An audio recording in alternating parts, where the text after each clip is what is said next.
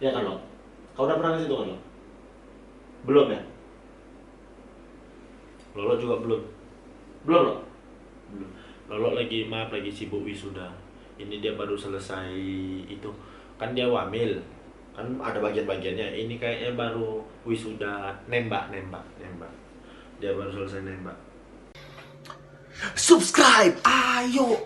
Subscribe, ayo. Subscribe, ayo. Mantap.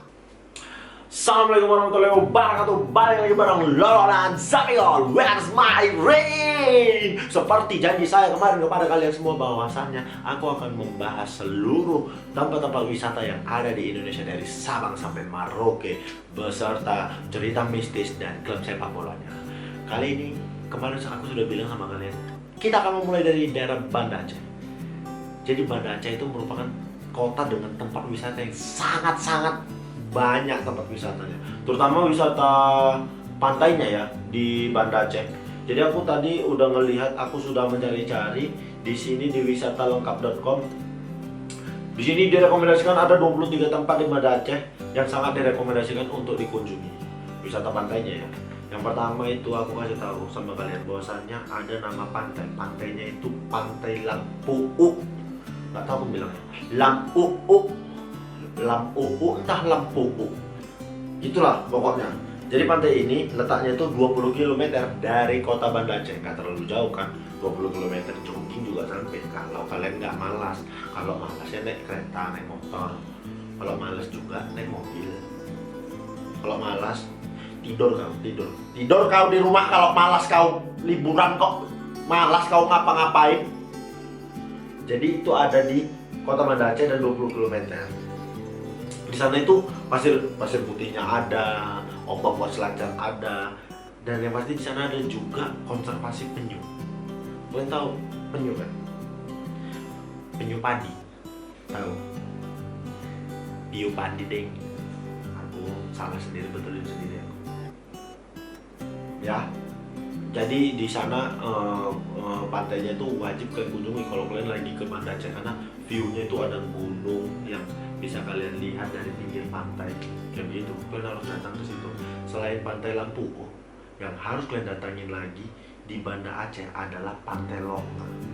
Jadi sebenarnya secara administratif Pantai Lampuuk yang tadi itu ada di Kecamatan Lokma.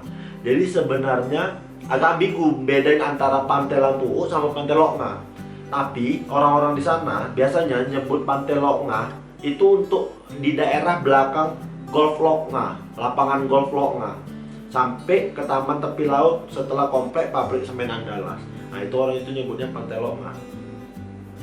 Kalau Pantai Lampu kan dikhususkan untuk ruas pantai yang ngebentang dari babah 1 sampai ke babah 4. Walaupun posisi pantai ini dekat, tapi punya keunggulan masing-masing. Apa aja keunggulannya? Kita lihat berikut ini. Wah, yang nggak ada. Kosong kan harapan itu ya. Kalau di Pantai Lampu itu identik sama rekreasi banana boat, terus kuliner makan-makan ikan bakar. Kalau di Longa itu lebih dikenal dengan lapangan golf. Hah? Kan ini pantai, kenapa? Aku pernah ke Pantai Longa, tapi baru tahu aku lebih identik sama lapangan golf. Kan di pantai kayak mana? Golf di pantai. Tapi identik sama lapangan golf, terus surfing sama mancing di Pantai Lokma ini. Ombak Pantai Lokma juga besar, jadi lebih banyak orang berselancar di Pantai Lokma. Nah, selain Pantai Lampu sama Pantai Lokma, ada namanya Pantai Ulele. Pantai Ulele ini bagus, betul-betul bagus karena aku pernah ke sana. Buat anak-anak senja, oke kali di Pantai Ulele ini, karena Pantai Ulele ini banyak karang di situ kan, banyak karang, tempat anak-anak nongkrong untuk ngelihat matahari terbenam gitu. Aku pernah dengar di situ. Jadi anak-anak senja tuh bagus di sini. Kalian duduk di situ sambil muter lagu senja, senjatai anjing. Ih, masuk kali di situ, coba. Tapi selain di Pantai Ulele untuk anak senja, Pantai Ulele ini di Pantai Ulele ini ada pelabuhan yang menuju Pulau Weh. Orang biasanya bilang nyebrang ke Sabang. Nah, jadi kalau kalian mau ke Pulau W, kalian nyebrangnya dari pelabuhan Ulele ini. Kalian ke sana tuh bisa naik kapal cepat, bisa naik kapal feri. Kalau naik kapal feri itu tiket satu orang penumpang di tanggal 2 April 2019 nih ya. Nggak tahu aku update-nya. 2 April 2019, harga tiket penumpang itu satu penumpang 27.500. Kalau kalian bawa mobil kan boleh bawa mobil. Nah, naik ferry kan boleh bawa mobil kan. Harga untuk satu mobil itu 210.000 plus sama drivernya. Ya, 210 plus sama drivernya. Kalau kalian mau menghemat, misalnya kalian berlima satu mobil, ya udah kalian bayar aja 210. Kalau ditanya, ini yang 4 lagi? Kami driver juga, Pak. Gitu aja. Ya kan boleh kan. Kalau kayak mana kalian supir? Kan boleh, Pak, supir ganti-ganti. Gitu aja bilangnya. Kalau misalnya miskin kali kalian kan mau liburan tapi nggak bawa duit, gitu aja bilang. Tapi kalau memang udah nggak ada kali duit tapi kalian mau nyebrang, berenang kalian dari Ulele nyebrang berenang sampai Sabang ya. Berenang aja kalian lurus. Kalian pikir lurus. Nggak tahu kita kan keluar kok di mana Vietnam, nggak tahu. Nggak ada yang tahu. Itu kalau naik kapal feri. Ada lagi naik kapal cepat. Kalau naik kapal cepat itu dia lebih cepat nyampenya, tapi harganya lebih mahal. Itu harga tiketnya dewasa 100.000, anak-anak 90.000, infan 10.000 nih, nggak tahu infan apa ini, nggak ngerti aku, nggak tahu aku. Tapi untuk warga yang punya KTP Sabang itu harga tiketnya cuma 60.000, dan TNI Polri itu harganya cuma 50.000 kalau naik kapal cepat. Lebih cepat lah daripada naik ferry. Tapi kalau mau menikmatin suasana laut segala macam, naik ferry oke lah. Kan kalau udah sampai di Sabang, pantainya nggak kalah bagus sama pantai-pantai di Bali, sama pantai-pantai di Lampu tadi juga. Salah satu pantai yang sangat bagus ya di Sabang, di Pulau W, ada namanya Pantai Sumur Tiga. Itu pantai itu dari desa Imelu, Pulau W, sampai ke bentang 3,2 km ke selatan. Ini kalian kalau yang suka nyelam sama snorkeling, pas sekali tempatnya di situ. Ya kan, Lo? Kau udah pernah ke situ kan? Belum ya? Lolo juga belum. Belum, Lo? Lolo lagi sibuk wisuda. Ini dia baru selesai itu. Kan dia wamil. Kan ada bagian-bagiannya. Ini kayaknya baru wisuda nembak. Dia baru selesai nembak. Nah, Pantai Sumur Tiga tuh bagus sekali. Ya, nih foto nih, bagus sekali kan. Selain itu, ada namanya Pantai Ibu. Pantai Ibu ini 45 menit kalian kalau jalan darat dari pelabuhan Balohan yang kalian nyampe tadi, dari Ulele kalian nyampe pelabuhan, dari pelabuhan tuh 45 menit ke Pantai Ibu. Di sini nengok terumbu karang, kayak nengok terumbu karang. Gak ada bedanya kan apa yang gue bilang kan. Pokoknya bagus sekali di sini. Tapi ada satu tempat yang harus kalian kunjungi kalau kalian di Sabang. Itu adalah titik 0 km. Titik 0 km itu ada di Sabang. Tidak mungkin ada di rumahku, karena rumahku bukan Sabang. Ada di Sabang. Jadi di situ ada monumen. Tingginya sekitar, buat menara itu tingginya sekitar 20 meter. Disitulah titik 0 didirikan. Jadi kalian disitulah awal mula Indonesia, begitu. Kalian datanglah, wajib datang ke situ kalau ke Sabang kan, supaya kalian bisa merasakan ujung barat dari pulau Indonesia. Mantap kan? Kalau udah capek kalian, udah keliling-keliling, banyak di Pulau W bukan cuma itu, ada banyak lagi tempat-tempat wisata yang bisa kalian datangin. Ada Pantai Gampang, ada air terjun pria laut, banyak lagi. Ada goa apa gitu. Bagus sekali katanya, kata adikku yang pernah sana. Aku ngomong dari tadi, Sabang bagus, belum pernah sana aku. Tapi aku tengok fotonya bagus sekali. Kalian wajib ke sana. Pokoknya nanti kalau kalian udah ada yang ke sana, kasih tahu aku kayak mana bagusnya. Udah selesai dari situ, balik lagi ke Banda Aceh. Kalau udah capek main di pantai, kalian bisa datang ke beberapa tempat bangunan dan monumen yang sangat harus dikunjungi. Yang pertama, yang udah pasti adalah Masjid Raya Baitur Rahman. Masjid Raya Baitur Rahman ini masjid besar di tengah kota Banda Aceh. Aku udah beberapa kali ke Banda Aceh dan aku udah pernah juga sholat di Masjid Raya Baitur Rahman ini. Memang betul besar kali, bersih besar. Sekarang di Masjid Raya Baitur Rahman ada lagi payung-payung besar kayak di Mekah gitu. Sejak ada payung-payung itu aku belum pernah datang lagi sih ke Banda Aceh, belum pernah datang main ke situ lagi. Katanya bagus sekali. Pasti aku bakal datang ke situ karena aku belum ke Sabang, aku harus ke Sabang nih. Masa aku diceritain terus ibuku, ayahku, adikku udah kesana orang itu, aku sendiri nggak diajak kan? Maksudnya apa gitu kan? Kalian nggak mau keluarga apa sama aku kok? Kalian nyeritain hal-hal kayak gitu terus sama aku kan kadang sedih. Selain Masjid Raya Banda Aceh, kalian bisa kalau mau mengenang tragedi tsunami di Banda Aceh, kalian bisa datang ke Museum Tsunami Aceh.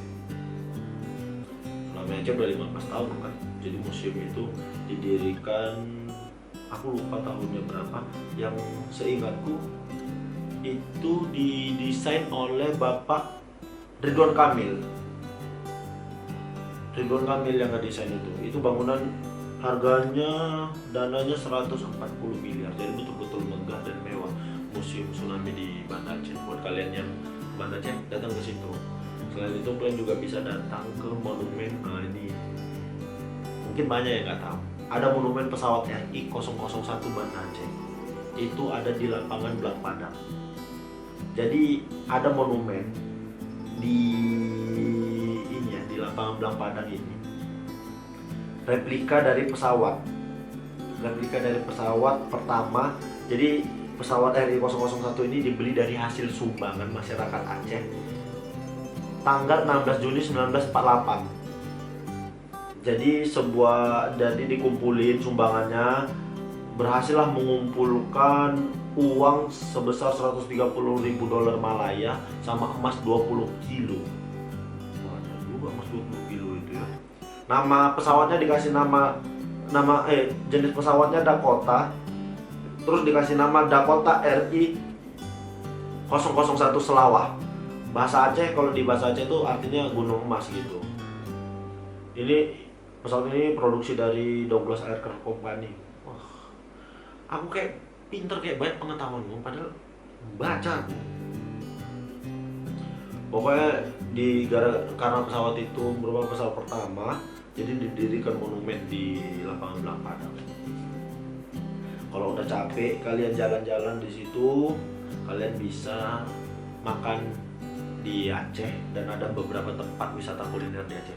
Salah satunya ada di food court Blang Padang, di lapangan Blang Padang yang ada monumen pesawat tadi. Di situ ada food court, ada aneka macam makanan tersedia di situ.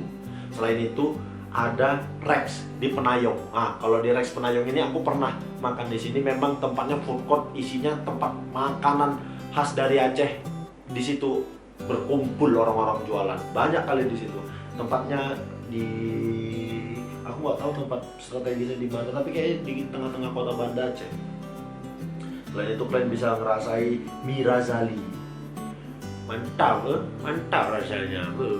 Kalian harus datang kalau datang Banda Aceh, harus datang kalian makan mie di Aceh. Kalau kalian nggak makan mie di Aceh, nggak ke Banda Aceh namanya. Tapi kalau ke sana, jangan lupa nih datang ke PLT Diapung. PLT Diapung ini merupakan tempat sekarang udah jadi objek wisata yang dikunjungi banyak orang. Jadi ini merupakan kapal dengan berat bertonton yang hanyut dari tengah laut dan berada di tengah kota Banda Aceh saat ini. Pada saat tsunami Aceh itu, dia hanyut dari tengah laut ke tengah kota. Katanya sekarang kapal itu tidak bisa lagi dibalikkan ke laut karena saking beratnya. Dan dari kapal PLT Diapung ini banyak cerita-cerita misteri yang terjadi setelah bencana tsunami di Aceh tahun 2004. Setelah video ini, aku bakal nayangin kisah-kisah misteri di Banda Aceh. Setelah ini aku bakal pindah kota tentang wisatanya, Tapi aku bakal bahas dulu kisah-kisah misteri di Banda Aceh. Sampai ketemu di video selanjutnya.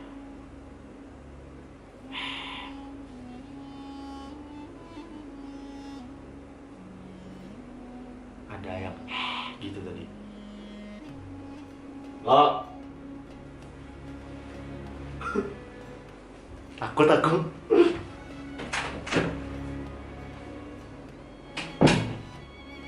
Makin banyak laki-laki baju putih itu datang. Masjid Baitur Rahman diangkat. Jadi air itu lewat dari bawah. Aku bayangin, di depannya mata seru gitu. Di depan mata, masjidnya katanya diangkat sama orang-orang pakai baju putih itu yang ram. Masih ada guling, boneka. Kan itu rumah semua. Kan pasti banyak yang ketimpa di bawah. Jadi kata orang-orang sekitar tuh masih banyak yang teriak minta tolong. Ya ampun. Subscribe, ayo. Subscribe, ayo. Subscribe, ayo. Mantap.